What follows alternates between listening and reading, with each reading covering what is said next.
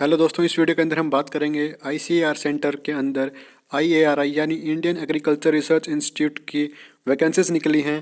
Technical TA recruitment 2021। जी हाँ दोस्तों, इस वीडियो के अंदर मैं आपको बताने वाला हूँ 10वीं पास के लिए 641 पदों पर जो वैकेंसीज निकली हैं उसकी पूरी डिटेल। क्या एलिजिबिलिटी क्राइटेरिया रहने वाला है, क्या लास्ट डेट है, कैसे आप इसे अप्लाई कर सकते हैं, पूरी जानकारी आपको मिलेगी। तो वीडियो के लास्ट तक बने रहिए दोस्तों। अगर आपको कोई डाउट रहता है तो आप मुझे कमेंट बॉक्स में पूछ सकते हैं, मैं आपका जल्द से जल्द जवाब देने की कोशिश करूंगा। दोस्तों, हमारे चैनल पर दी जाने वाली जानकारी 100% गारंटी के साथ सटीक होती है और ऐसी 100% जानकारी के लिए हमारे चैनल को सब्सक्राइब करें। चलिए दोस्तों, ज़्यादा वक्त खराब किए बिना वीडियो शुरू करते हैं। तो चलिए दोस्तों, सबसे पहले आपको मैं नोटिफिकेशन दिखाते देता हूं जो कि आज ही रिलीज़ हुआ है। आप देख सकते हैं इसके ऊपर डेट 18/12/2021 है और इसके अंदर आपको बताया गया है जो टेक्नीशियन T1 पोस्ट के लिए आईसीएआर हेडक्वार्टर की जो इट्स वैकेंसीज़ हैं वो रिलीज़ की गई हैं। आप इसके अंदर देख सकते हैं कि आपको जो एप्लीकेशन स्टार्ट हो जाएंगे सबमिशन होना वो 18 से हो जाएंगे यानी आज से। और जो आपकी लास्ट डेट रहने वाली है पेमेंट के लिए और अप्लाई की वो 10 जनवरी 2022। और अगर बात की जाए इसमें ऑब्जेक्शन टाइप, अगर आप मेरे CBT हो जाता है तब आप ऑब्जेक्शन अप्लाई कर सकते हैं 25 से लेकर 5 फरवरी 2022 से। मतलब उससे पहले आपका एग्ज़ाम कंडक्ट करवा लिया जाएगा, आंसर की भी आ जाएगी। और अब बात कर लेते हैं कि इसके अंदर वैकेंसी हैं 641 और जनरल की बात की जाए तो 286, EWS की 61, SC की 93, ST की 68 और OBC की बात की जाए तो 133 रहने वाली है। एक्स सर्विसमैन की 8 हैं और जो फिजिकली हैंडीकैप होते हैं, डिसेबल होते हैं, उनके लिए 6। तो अच्छी खासी वैकेंसीज हैं, आप जल्द से जल्द अप्लाई ज़रूर कर दें। और इसके अंदर जो डिसेबिलिटीज़ बताई गई हैं वो अलग अलग पॉइंट हैं, आप देख सकते हैं। चलिए अब आगे बढ़ते हैं दोस्तों। नोटिफिकेशन 38 पेजों का है तो मैं आपको सब कुछ शॉर्ट के अंदर बताऊंगा, नहीं तो वीडियो काफ़ी लंबी हो जाएगी। अगर एजुकेशन का जो एलिजिबिलिटी क्राइटेरिया जो एजुकेशन की बात की जाए तो यहाँ पर आपकी जो मैट्रिक पास मांगा गया है किसी भी बोर्ड से होना चाहिए। आपका जहाँ पे ये समझाया गया है कि अगर आपके जो 59.99% है तो आपके 60% ही माना जाएगा, ना कि उससे ज़्यादा ना कम। और फोर्थ पॉइंट के अंदर बात की गई है सर्विंग कैंडिडेट्स के लिए, यानी जो पहले से ही एग्रीकल्चर रिसर्च के अंदर काम कर रहे हैं उनके डू और डोंट्स बताए गए हैं कि किस केस में उनको रिजेक्शन मिलता है या फिर उनको क्या करना है। अगर एग्जामिनेशन सिटीज़ की बात की जाए तो यहाँ पे आपको ऑनलाइन टेस्ट होने वाला है। आपको 5 सिटीज़ सेलेक्ट करनी होंगी, उसमें से आपका जो पहला आपको प्रेफरेंस होगा उसके अंदर आपका सेंटर दिया जाएगा। एज लिमिट की बात की जाए तो ये आपकी काउंट होगी 10 जनवरी 2022 को। आपकी एज 18 से 30 साल की होनी चाहिए, 18 से ऊपर और 30 से नीचे होनी चाहिए। बाकी आपको रिलैक्सेशन दिया गया है। ST SC कैंडिडेट अपनी कैटेगरीज देख सकते हैं आप। यहाँ पे जो मैक्सिमम एज रखी गई है वो है 58 साल 10 जनवरी 2022 को काउंट हो गई, यानी एक रिटायरमेंट की एज लिमिट है यहाँ पर। और अगर आप SC ST कैंडिडेट हैं, OBC कैंडिडेट है तो आपको नीचे सर्टिफिकेट दे रखा है वो आपको फिल करवाना होगा अपने नज़दीकी तहसीलदार या फिर डिस्ट्रिक्ट कलेक्टर से। उसके साइन होने के बाद वो आपको स्कैन करवा कर अपलोड करनी होगी डॉक्यूमेंट्स में जब वो मांगे जाएगी ऑनलाइन अप्लाई करते समय। और जब आपको ऑफलाइन डॉक्यूमेंट वेरिफिकेशन होगा उस टाइम पे वो आपको ले जानी होगी। तो ये कोर्ट के अंदर आपका आधा घंटा का काम होता है, आप इसे ज़रूर करवा लें। अगर आप मान लीजिए EWS यानी आपकी इनकम 8 लाख से कम है तो आप ये फॉर्म अप्लाई कर सकते हैं। एनुअल इनकम की बात की गई है यहाँ पर। और इसके अंदर जो डिफरेंट क्राइटेरिया रहने वाला है यहाँ पे ABCD के अंदर दिया गया है कि आपकी 5 एकड़ एग्रीकल्चर वगैरह, आपका रजिस्ट्रेशन जो प्लॉट है वो 1000 स्क्वायर फीट से अब है या फिर उससे ज़्यादा है। तो इसे आप ज़रूर देख लें कि आपको ये पता होगा कि आप EWS के अंदर आते हैं या फिर नहीं। अगर आते हैं तो आप अपना सर्टिफिकेट ज़रूर लगवा दें। और PWD यहाँ पे persons with bench mark disability, यानी कोई डिसेबिलिटी है यहाँ पे मतलब 70% से और 40% या उससे ज़्यादा है तो आप ये फॉर्म फिल करके और रजिस्टर्ड करवा के अपना ये भी अप्लाई कर दें अपने फॉर्म के साथ। तो यहाँ पर आप देख सकते हैं कि आपके कौन सी डिसेबिलिटीज़ है, उस हिसाब से अपना फॉर्म ज़रूर फिल कर दें क्योंकि आपको इसके अंदर भी रिलैक्सेशन मिलने वाला है। और आगे बात की जाए आपकी जो फीस स्ट्रक्चर की तो यहाँ पर जनरल OBC और NCL की और EWS की बात की जाए तो यहाँ पर 1000 रुपये होने वाली है। एग्जामिनेशन फ़ीस रखी गई है उनकी 700 रुपये और रजिस्ट्रेशन फ़ीस तो लगनी है। और वुमेंस और SC ST कैंडिडेट्स हैं जो उनकी सिर्फ रजिस्ट्रेशन फ़ीस लगेगी जो कि है 300 रुपये। और यहाँ पे छूट दी गई है फीमेल की वगैरह को, उनकी एग्जामिनेशन फ़ीस नहीं लगेगी। और नीचे दिए गए हैं आपको मेथड बताया गया है कि आपको ये फॉर्म कैसे अप्लाई करना है ऑनलाइन मोड पेमेंट के बारे में। और प्लान ऑफ एग्जामिनेशंस के अंदर बात की गई है आपकी नेगेटिव मार्किंग रहने वाली है 1/4 यानी 4% गलत होने पर आपका एक मार्क्स काट लिया जाएगा और आपके 100% अटैम्प्ट करने होंगे और उसके 4 ऑप्शन होंगे। पर पेपर पर क्वेश्चन आपको 1 मार्क्स दिया जाएगा। यहाँ पे क्वालिफिकेशन जो पेपर की बात की जाए तो यहाँ पे जो यूजी के है वो 40% से ऊपर होना चाहिए। SC OBC के लिए 30% और ST के लिए 25% रखा गया है। और यहाँ पे जो इंस्ट्रक्शन है डॉक्यूमेंट वेरिफिकेशन की है, आपसे डॉक्यूमेंट मांगे गए हैं जो भी आपको लगते हैं। एज रिलैक्सेशन के लिए एज के लिए आपका date of birth certificate, qualifications, जो आपका करेक्टर सर्टिफिकेट है, जितने भी डॉक्यूमेंट हैं वो चाहिए कि अगर मेडिकल सर्टिफिकेट आप फिजिकली हैंडीकैप हैं तो। और एग्जामिनेशन सिटीज़ वो आपको प्रेफरेंस देनी होगी 5 शहरों की। तो आपका जो पहला होगा उसके अंदर अगर वैकेंसी फुल हो जाती है, मतलब सीट पूरी हो जाती है, तो आपको नेक्स्ट सेंटर दे दिया जाएगा। और कैसे अप्लाई करना है अभी आपको साइट दी गई है, आप साइट के ऊपर जाना है और अप्लाई करना है। क्या मेथड रहने वाला है स्टेप वाइज भी आपको नीचे समझाया गया है।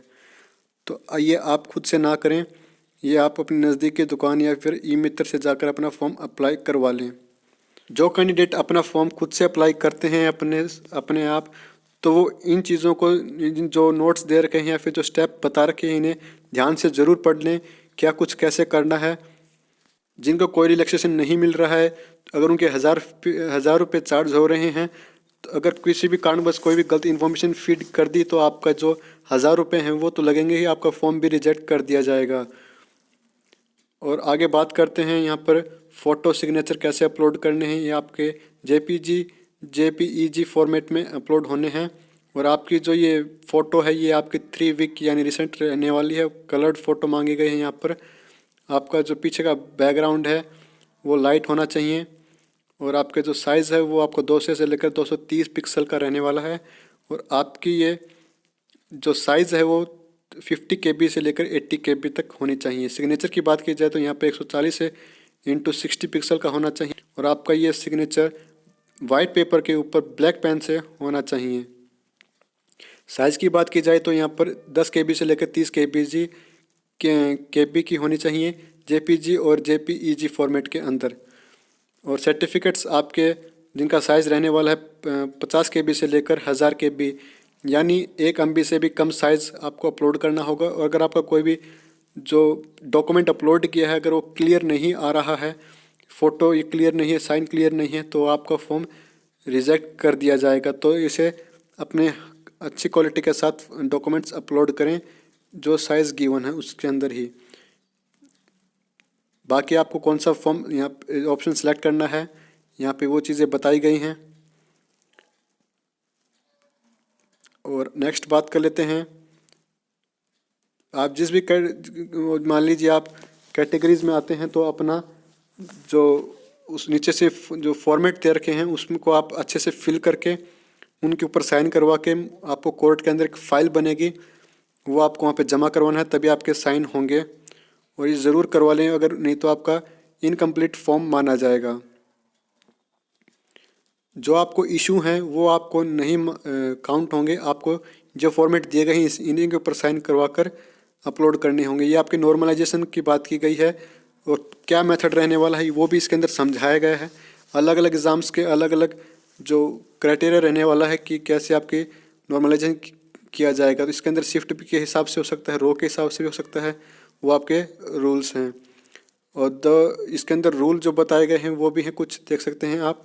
मान लीजिए कोई कभी टाई होता है कि एक कैंडिडेट के सेम मार्क्स आज गए तो उनके जो मैट्रिक के मार्क्स हैं उनके बेसिस पे या फिर जो एज के हिसाब से जो बड़ा होगा उसका सिलेक्शन होगा, या फिर जब मेरिट लिस्ट तैयार होगी तो जो बड़ी एज का होगा उसको लिया जाएगा। तो यहाँ पे 3 पॉइंट बताए गए हैं। अल्फ़ाबेटिकली भी आपको ऊपर नीचे किया जा सकता है, आपको रिजेक्ट किया जा सकता है। अगर आपका नाम ए के बजाय अगर वाई से है तो आपको रिजेक्ट कर दिया जाएगा। तो यहाँ पे देख सकते हैं ये कुछ वार्निंग दी गई हैं कि आपको जितनी भी इंफॉर्मेशन आपको सही फिल करनी है, कोई भी आपको गलत काम या फिर गलत इन्फॉर्मेशन नहीं देनी है। यहाँ पे आप देख सकते हैं कि आपकी जो अलग अलग जो रिसर्च सेंटर हैं अलग अलग स्टेट्स या फिर सिटीज़ में, उनकी अलग अलग कैटेगरीज वाइज वैकेंसीज़ हैं। आप देख सकते हैं कि आपको कहाँ पर चाहिए है। ये भी शायद आपका जब फॉर्म अप्लाई करोगे तो वहाँ पर प्रेफरेंस मांगेगा। और अगर बात की जाए एग्ज़ाम सेंटर, तो यहाँ पे स्टेट दिए गए हैं और सिटी भी दी गई है। तो आपको कोई 5 सिटी सेलेक्ट करनी है जहाँ पर आपको एग्ज़ाम चाहिए। तो जैसे ही आपके मतलब सीट्स फिल होती जाएंगी तो आपकी जो प्रेफरेंस है वो डिक्रीज़ होती जाएगी। तो आप देख सकते हैं अलग अलग स्टेट्स के अलग अलग सिटीज़ हैं, आप अपनी नियर बाय सेलेक्ट कर सकते हैं। एलिजिबिलिटी क्राइटेरिया की बात की जाए तो एजुकेशन क्वालिफिकेशन आपकी 10वीं पास मांगे गए बस। और आपका जो सिलेबस रहने वाला है ये आपको देख सकते हैं। सब्जेक्ट हैं आपके जनरल नॉलेज, मैथमेटिक्स, साइंस और सोशल साइंस। हर एक के 25-25 क्वेश्चन रहने वाले हैं। और आपको जो ड्यूरेशन रहने वाला है वो है 1 घंटा और आधा घंटा, यानी डेढ़ घंटा आपको दिया गया है। 90 मिनट मिलेंगे आपको 100 क्वेश्चंस के लिए। और यहाँ पे आपको दोनों हिंदी और इंग्लिश में आप कर सकते हैं। और एक क्वेश्चन के 4 ऑप्शंस रहने वाले हैं और आपकी नेगेटिव मार्किंग में रहने वाली है 1/4। और आपकी आंसर की रिलीज़ करने के बाद 5 दिन मिलेंगे आपको ऑब्जेक्शन के लिए अप्लाई करने के लिए। आपका अपना सिलेबस देख सकते हैं कि आपका जनरल नॉलेज में, मैथमेटिक्स में क्या सिलेबस रहने वाला है, क्या क्या टॉपिक आपको पढ़ना है। तो मैं एक बार आपको थोड़ा जूम करके दिखा देता हूँ। आप काफ़ी क्वेश्चन स्टूडेंट्स पूछते हैं, आप इसका स्क्रीनशॉट ले लीजिएगा। और चलिए, ये है अगर फॉर्मेट आप SC/ST कैंडिडेट हैं तो आप इसे फिल करके 2 पेज का है ये, आपको इसको फिल करवा कर इसके स्कैन करा के अपलोड करवाना होगा जब आपसे ऑनलाइन टाइप पे मांगा जाएगा। ये है OBC के लिए। और यह इनकम सर्टिफिकेट, अगर आपको वीकर सेक्शन है तो आप यहाँ से इस फॉर्म को भी फिल करवा लें। और यहाँ पे डिसेबिलिटीज़ मतलब जो विकलांग हैं जो कि 40% या उससे ज़्यादा होते हैं, ये उनके लिए यहाँ पे रखा गया है। यहाँ पे मल्टी डिसेबिलिटीज़ हैं तो उनके लिए यहाँ पे रखा गया है। ये भी डिसेबिलिटीज़ क्राइटेरिया के लिए है। आपको ये भी फॉर्म अच्छे से फिल करना है। जो इन्फॉर्मेशन मांगी गई है 1-2 बार किसी से पूछ कर फिर ये फॉर्म अप्लाई करें। आपके ये फॉर्म आज ही स्टार्ट हुए हैं तो अभी साइट थोड़ी बिजी रह सकती है, तो आप कभी भी फ्री होकर तब जाकर अप्लाई करवा सकते हैं। आपकी इसकी लास्ट डेट है 10 जनवरी, तो आपके पास टाइम है। और ये है आपकी सर्टिफिकेट सर्विंग डिफेंस पर्सनल।